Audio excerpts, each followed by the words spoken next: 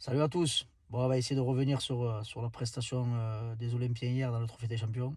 Bon, déjà, pour commencer, grosse prestation.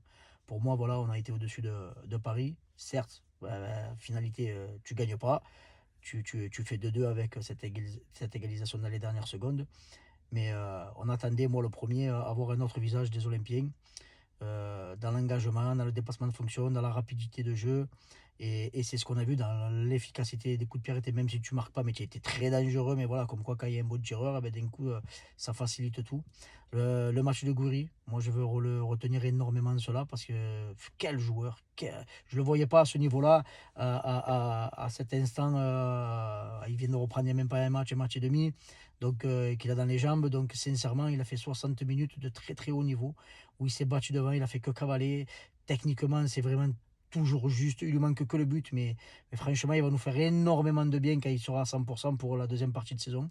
L'entrée de Traoré, qui est loin d'être dégueulasse. Bon, hormis son pénalty raté, mais bon, sinon, l'entrée, il est sur le deuxième but.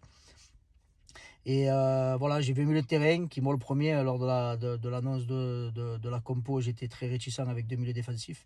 Et franchement, Kondogbia a fait un très gros match, et Bière aussi. Donc non, une grosse équipe olympienne avec même derrière, Pavard a été au niveau, Medina a été au niveau, Emerson, non, ça joue au ballon.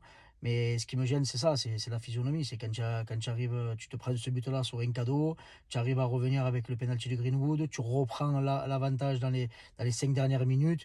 Et là, normalement, tu dois verrouiller, tu dois plus être mis en danger. Surtout que tu as l'opportunité, par deux contre, de mettre le 3-1. Tu le mets pas.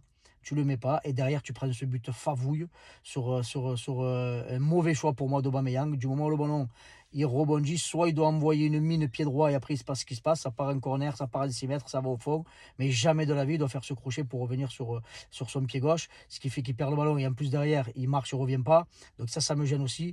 Et après, à une passe, ils font 60 mètres et ça finit là où comment ça finit.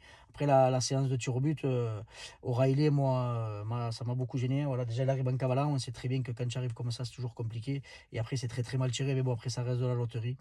Maintenant, moi, ce que je demande, c'est que, pour ma part, c'est voilà ce que j'avais demandé après le match de Nantes, là, je l'ai vu. Maintenant, ça, il faut le voir à tous les matchs. Et qu'on me dise pas, ouais, mais on peut pas. Ils doivent, c'est des joueurs professionnels, c'est des athlètes de haut niveau. Si tu mets cet engagement-là, cette intensité-là, cette agressivité-là, je peux te garantir qu'on fera une très belle seconde partie de saison et on verra de belles choses. Que ce soit Ligue des Champions ou que ce soit en championnat ou en Coupe de France. Donc maintenant, voilà, les gars. Vous avez su nous montrer qu'on arrive à tenir la dragée haute à cette équipe-là. Maintenant, il faut le faire face aux autres. Parce que le championnat, c'est pas juste contre Paris, hein. Il y a encore d'autres équipes et ça se joue contre Nantes, ça se joue contre Angers. C'est là que tu prends des points aussi, hein. Donc, bonne fin de journée à tous. Allez l'OM.